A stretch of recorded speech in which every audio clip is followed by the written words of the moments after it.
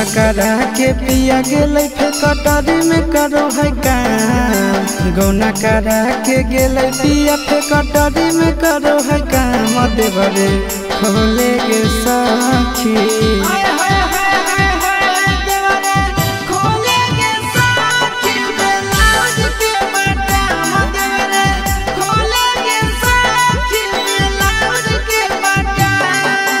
गौना करा के पिया गेलै फिर कटोरी में करो है काम। गौना करा के गेलै पिया फिर कटोरी में करो है काम। देवरे खोले गे साखी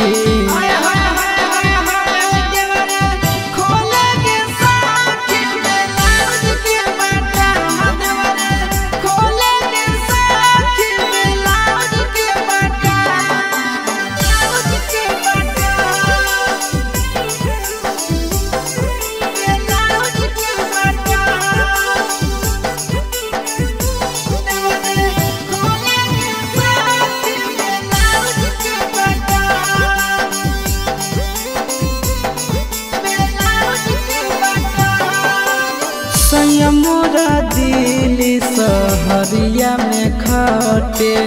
देवर रोजा सटे पलंग पर पलटे। ए सखी मोरा दिल्ली सहरिया में खटे। देवर रोजा सटे पलंग पर पलटे। तनिको नहीं डरे कोरा में धरे खुले आम। तनिको नहीं डरे कोरा में धरे खुले आम। देवरे खोले गे साखी